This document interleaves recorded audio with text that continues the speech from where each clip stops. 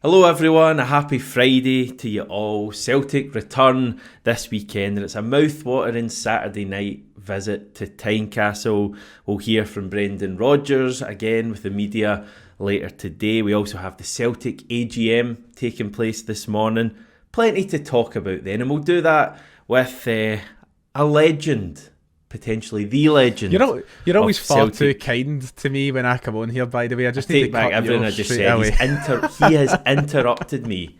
He's come onto my channel. I'm so sorry. He has interrupted me during my intro. I'm trying my best to be a humble guest, I really appreciate it. I'm sorry for cutting you off. Do you know what I must say though? At first I thought you were going to say mouth-watering guest when you brought up mouth-watering. I was like, it's an interesting one. Don't know. But thank you, I do appreciate your kind words. Sorry to cut you off, Hamish.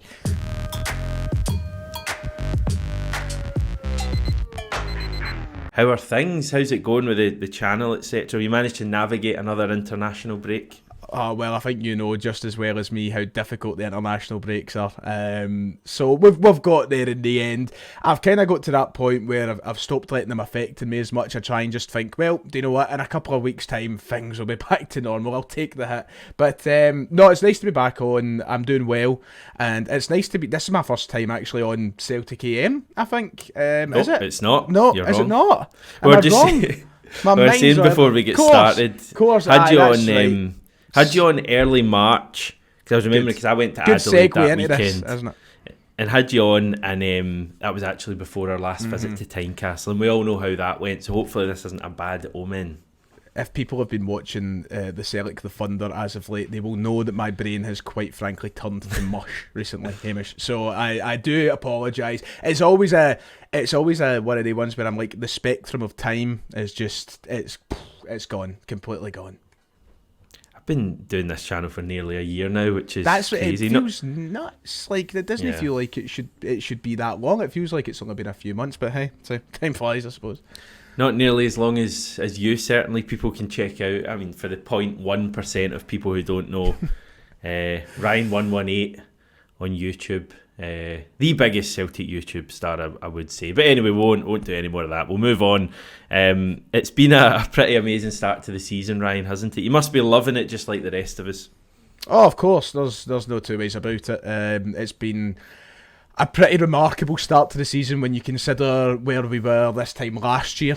Not that, I think last year there was obviously that side of things where you could say there was a little bit of exaggeration of how bad we were, but it was generally quite a chore getting through the games, and going into this winter period there was a real concern that the fixture build-up, the congestion of games was going to really hinder us. We navigated it okay. Of course, there was those couple of losses, but we got there in the end. But this year, it's completely different, isn't it? We go into this part of the season with a lot of confidence, a lot of optimism. I mean, we've got European games where we're talking about comfortably beating teams. That's not to say that's what's going to happen, but people are feeling like that. And if you told me this time last year, I would have laughed. So here we are, absolutely delighted with how we've started the season. Yeah, amazing times and buzzing to be back and looking forward to it. What about the AGM then? Because that takes place later today. I believe it all kicks off at 11:30 a.m. So we'll have our normal resolutions, Ryan. You'll know about them. Fascinating stuff. Like, I've actually got them right here in front of me. Like, pick a random number, 1 to 7. I'll go for 6. Give me the 6. Right, that's an interesting one. So resolution 6, to reappoint BDO LLP as auditors of the company. So exciting, enthralling stuff. So we've also got Michael Nicholson, reappoint him, Dermot Desmond, who won't show up again, Tom Allison, Brian Wilson, etc. Special resolutions, which you would think sound a lot more exciting, but they're really not. It's just, well, people can read that there on YouTube. I'm not reading that all out. So basically, when it comes to the AGM, the exciting stuff is when they open it up to the floor and we get questions from Celtic fans. And as we know, Ryan, that can mean anything. Yes, of course. And it also means that it's a guessing game as to when the first laugh and joke about Rangers will come along. I wonder who'll be first in the room. I mean, over the last couple of years, it's been... going this year. Well, we're down a man then, aren't we? But I mean, even Michael Nicholson in recent years has popped a couple of wee digs at Rangers, So, yeah, when the floor opens up, it'll be interesting. But we were talking about this just before we started recording, and it's a really interesting AGM this year in the sense that it's the first year that I can remember in recent memory which doesn't have a very glaringly obvious issue that I think is choking to be brought up. I don't think there's anybody in the room that's going to be bringing something to the room to take the board to task.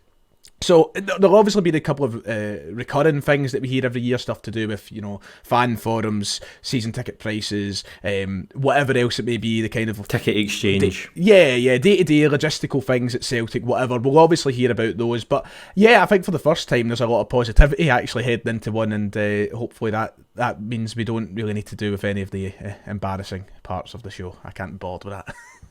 I think there certainly still will be the odd. There's always like a complaint about something so trivial that nobody really cares.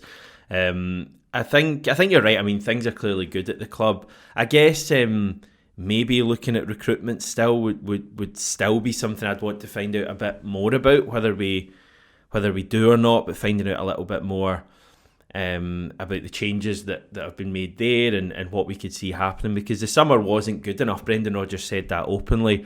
And I know we appear to have had a good summer window all in. I think we'd all feel that at this stage, even though it's early days. But it did all happen pretty late on in the window. And I think I'd certainly want to hear a bit about what the club are doing to address that going forward. Because for me, that wasn't good enough, leaving, 4 or 5 of our signings to the last week or so of the window. But to be fair, I think the club have clearly done work since then, and hopefully things are going to be better. Yeah, I definitely agree with you in the point of the business being done late. I think there will be questions raised about that. What on the flip side of that, I'm really interested to hear what they might say about the outgoings at the club, and specifically Matt O'Reilly leaving for the record fee, and what that might mean for the future of the transfer model. We've seen them, Celtic, step in and shatter their own transfer record by signing Arne Engels. Probably wouldn't have happened if Matt O'Reilly left. So there's a kind of ripple effect here, isn't there? Are we expecting to see more of these big money signings, or was it just down to the fact that Matt O'Reilly left for £30 million and they faced late pressure to replace him? I want to hear a sort of interrogation, you could say, around that to see what we should set ourselves up for, because a lot of Celtic fans are pessimists, and rightly so. We have been mistreated in the past. They might think it's a flash in the pan. We won't spend that sort of money again. But ultimately, this is the level of spending that Celtic have to do to compete with the big boys. So, yeah, I really want to hear what they have to say in that regard. Yeah, we can certainly afford it. We've got the money in the bank. And I think you've already seen with Arne Engels and Austin Trusty as well, that when you spend the money, you add quality to the squad. And I think we're seeing that.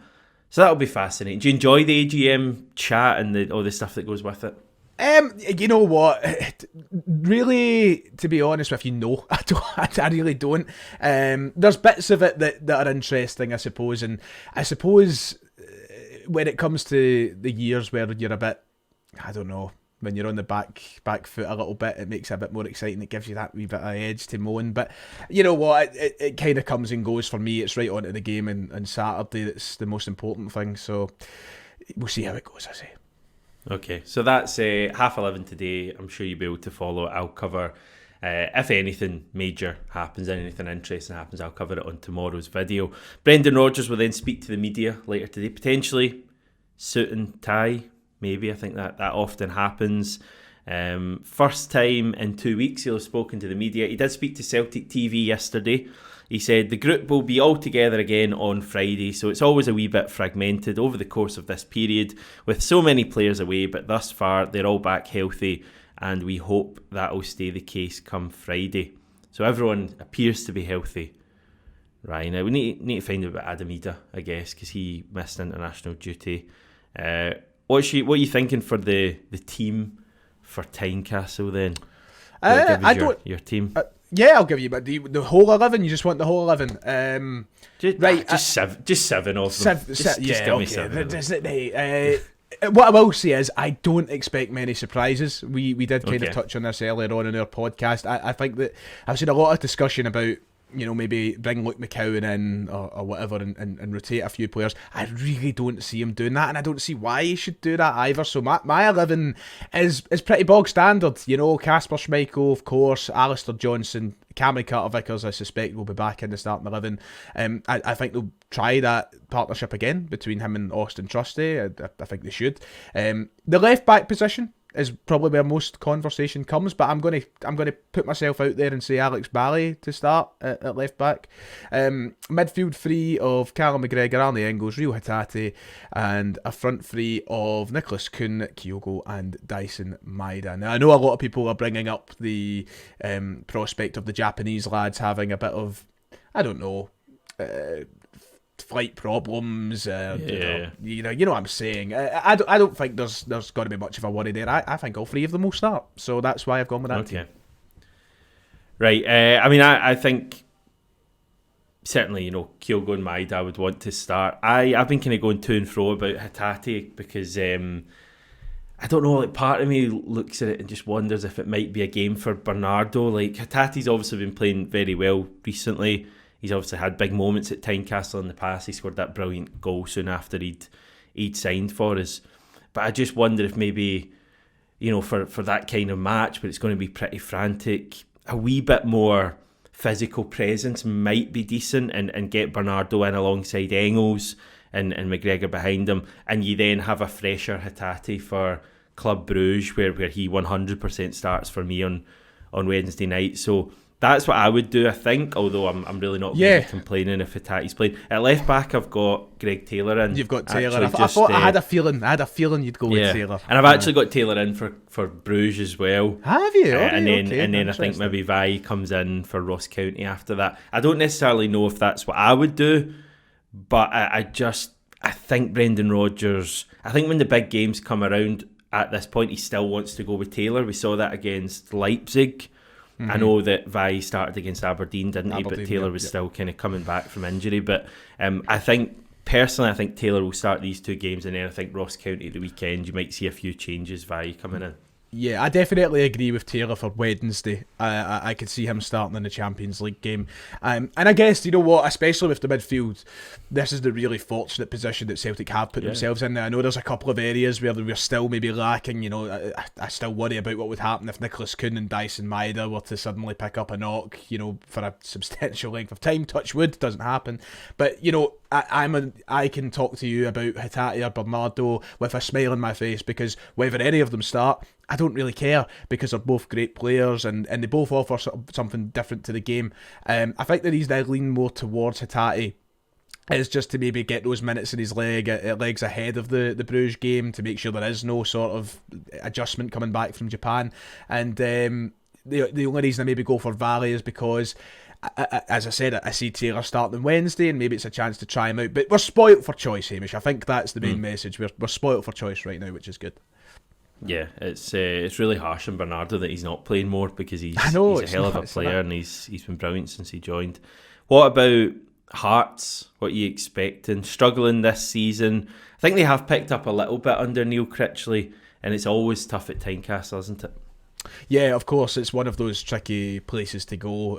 I know it sounds very cliche every time somebody says that, but it's been one of those venues that Brendan Rodgers has picked up a couple of sore ones. But it's probably the most unpredictable sort of game at Tynecastle I can remember in the last wee while, and that's just down to the fact that Hearts are so bad, and I'm not going to pull any punches when saying it, but they're having a terrible season. Both the Edinburgh clubs are looking like relegation fodder, so that makes it, on one hand, a game where you go, we should be beating them, but then on the other hand you go, they always raise their game for Celtic. This is a kind of, they look at this as a rivalry nowadays. They welcome us to Tynecastle in the hopes of beating us, and they raise their level for that. So, we need to be wary of how they approach the game. I don't think it'll be as simple as Hearts sitting back and weathering a Celtic storm. I think they'll go for it, and they'll certainly get physical, as you've already brought up. So, I think it's about controlling the game early for me, and I reflect back to last season, and I do want to put last season firmly in the rear view. I don't want to just bring that up because we're past it now, but I thought last season, especially when we were struggling around this time of year, what really hurt us was not getting a goal early or not getting control of a game early, and teams would lean into that, and throughout the game they'd frustrate us and take a hold of us. I don't want anything like that to happen at Tynecastle on Saturday. So take away how poor they are for the minute. They are a team that can hurt us if given chances, but we should be winning, Hamish. We really should be. I think we should be, yeah, but I think it's it must be such a kind of motivating game for the team though, because you're going in to the Lions' Den. Yeah. Sorry, Stephen. But you're going there. We've got that small slither of fans at Tynecastle. We don't need to have that debate now. We all know how we feel about that. But you're going there Saturday night. It's going to be hostile, and I just think it's magic. What an opportunity for the team to go there and to 20,000. I love going to Tynecastle, and we've just a small section of fans shut them up and come away with a big win. It's a big opportunity. Last 10 at Tynecastle, Ryan. 7 wins, 3 losses. Have all 3 of them came under Brendan Rodgers, or has there been a couple that? No, one was, remember, Angie's first game, which was a Saturday night game. Of course, that's right. Game as well. Oh, don't jinx us like that now. Oh God. So 7 wins, 3 losses. What's crazy is the fact that between now and the next derby, not the next derby, the next league derby, there's 11 games of football to play. So we really do need to start on a good note, I would say. I think that's one of the huge things to take away from this. Like, I know that Rangers are 9 points behind us, and I know there's still a good chunk of Celtic fans who might not be taking Aberdeen so seriously when it comes to a title challenge, but to go into this busy run of games, you need to start off with a lot of confidence and a good performance. So I want that, and I need that from the team on Saturday night. Have you got a favourite ever win at Tynecastle, or just favourite ever game at Tynecastle? I'd hope it would be a win. There's been so many over the years. There's been loads. There was the one, and this is I'm going to be annoyed if I get the season wrong. I can't remember if it was at the end of Brendan Rodgers' first season or second season, but it was the day we won the league. And they had the celebrations over at the away end. I think it was the first season. 5-0 or something like that. Because I was going to say it was 5-0. It was obviously destroying Hearts at their home ground, and you're winning a league title into the bargain. So that one lives very fondly in my memories. And obviously there's been a couple other ones in there, but that's the highlight for me. I've got this image of Patrick Roberts in my head celebrating at the Celtic support, and God, I think it was like 2 years in a row we won it at Tynecastle. It was Ronnie Dyler's final season. We didn't officially win it. We officially won it against Aberdeen at Celtic Park, but we basically won it the week previous at Tynecastle. I always remember that's right. That game as well. There's been so many good ones at Tynecastle over the years. I mean, the one that I immediately think of is going way back to, it was like a New Year's game, I think in like 2006 it would be. Remember the one we were like 2-0 down and came back to win 3-2, and Stephen McManus scored. I think Stephen Pearson scored as well. And I always just remember, it must have been New Year's Day because I remember being out. Which is strange, because normally that would be the like the derby, wouldn't it? At that time maybe it wasn't New Year, but it certainly it might have been. Maybe I would. Yeah, I don't take that for me. I was out for dinner and just checking my phone. Well, it wasn't my phone because I wouldn't have had a phone, but my dad's phone. I think, and we were 2-0 down, and just thinking, because that's when Hearts were really good as well, and they were the ones chasing us, and then we scored 3 goals pretty late on to win that game. So that would probably be my favourite ever one at Tynecastle. A wee stat for you. Okay. So, and you may or may not find this interesting. Even if you don't, please sound like this is a cool stat. I'm shocked. Because I found this out earlier. So the last league draw between Celtic and Hearts, last league draw was in December 2015. Wow. You may remember it. So it was a 2-2 draw at Tynecastle, near beat on, and Tom Rogic scored for us. Remember Rogic scoring right high into the net. I think Hearts scored, I want to say it was Osman So scored like a free kick or something like that. But there's been 30 league matches since then, 30, and not one of them has finished in a draw. Which I think, it's not as if we've been winning them all either. I mean, Hearts have probably beaten us like 5 or 6 times in that period. Obviously, a moment ago when you said that the Hearts have won 3 of the last 10, you forget how many times a season you play each other, and that's why I said, was Rodgers all 3? Because you forget that that's outside the last 10. Like, because I remember Hearts beating us in August of 2018. I remember when they obviously beat the unbeaten run when we went 69 games. Of course, that was a huge one. I remember the two last season. So it's nuts how many games actually like get squeezed into a few years, and obviously that is actually not a fake reaction to Hamish. It's actually quite a mad stat. 30 games and not one of them between Hearts and Celtic in the league is finished in a draw. It's actually more than 30 if you include the cups, but technically we had the Scottish Cup final that went to extra time, so that's why I didn't want to include that. Didn't want to ruin your stat. Yeah, I know. Referee, Stephen McLean. Assistant referees, Graham Stewart, Daniel McFarlane. VAR is Greg Aitken. Assistant VAR, Gary Hilland. Of course, we've had drama with VAR at Tynecastle in recent times, haven't we? You could correct me if I'm wrong here, and I'll probably make a fool of myself on your channel. Is this the first game with the new head of VAR operations, whatever it is? Is this mean that they brought someone up from down south again because the last one left? Is this the first weekend of that? Not to make you go and do your homework. Martin Atkinson. Martin Atkinson. I knew it was one of the English refs. So he was appointed in Halloween, so nah, it probably won't be. There's been been a few games. Yeah, I don't know if he's already started or if he's been appointed. To be honest, I don't care enough to actually click on the article and find out. So it might be, it might not be. Simple as that. Yeah, should be all right for this game though, shouldn't we? I mean, it's going to be a challenge, but the fact it's the first game after the break and maybe we could be a little bit rusty. I saw people saying, we have been rusty so far this season after the breaks, and I don't know, like the home game we had against Hearts, I thought we were all right that day, got the job done. Aberdeen at home, pretty good in the first half. It was just that second half, 10 minutes that cost us in that game. We should still have won that regardless of all the chances we had late on. So is it, and that was up against Aberdeen who were flying and are flying. So is it fair to say that we've been sluggish after the break, or there's definitely aspects of the performances I think that you could say have been sluggish, but I think that as we've done so many times in recent years, I think Celtic are the masters of their own downfall, and they shoot themselves in the foot because we set the standards so high. And I've been very vocal about this season. If a player's had an off day, or even the team's had an off day and the performance hasn't been great, there has been a real rush to criticise, there's been a rush to moan and berate players. Like, we have been so good. You're enjoying one of the finest starts to a season we've ever had, and Celtic will have days where they're maybe not at the races like they were the week prior, but that just comes part and parcel with football. So I think, as I said, definitely elements. I remember someone highlighting that Maida wasn't great when he first came back from the last international break for a couple of games, and people were saying maybe that'll happen again, but you can only wait and see. We're going to have to judge it with our own eyes when it happens, but I'm generally not too concerned. Yeah, neither am I, to be honest. I think we'll be all right on Saturday night.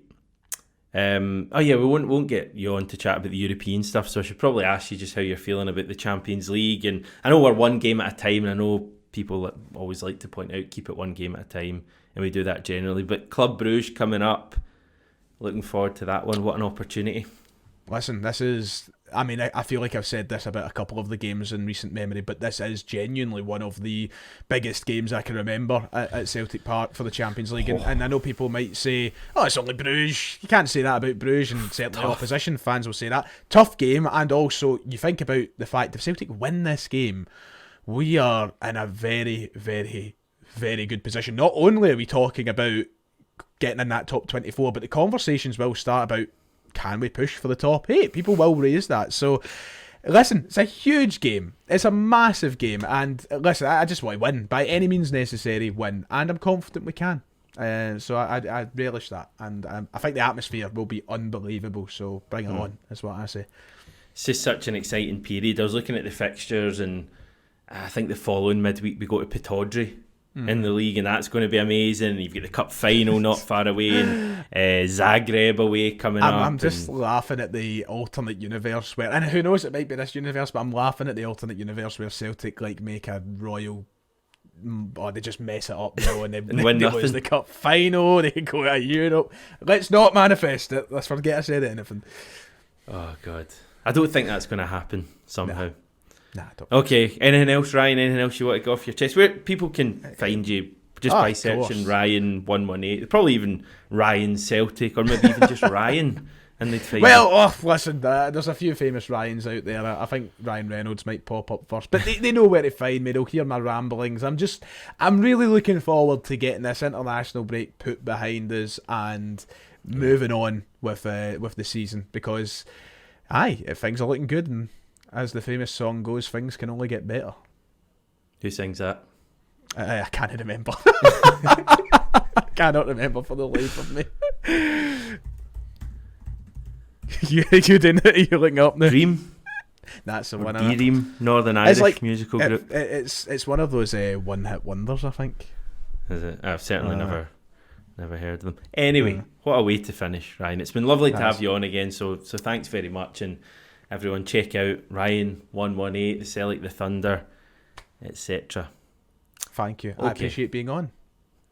Perfect. Okay, everyone, thank you for watching this. As I say, back early tomorrow, day of the game, morning of the game, for some more chat. We'll talk about the AGM, we'll talk about Brendan Rodgers' press conference, and hear from a Hearts fan as well. So speak to you bright and early tomorrow.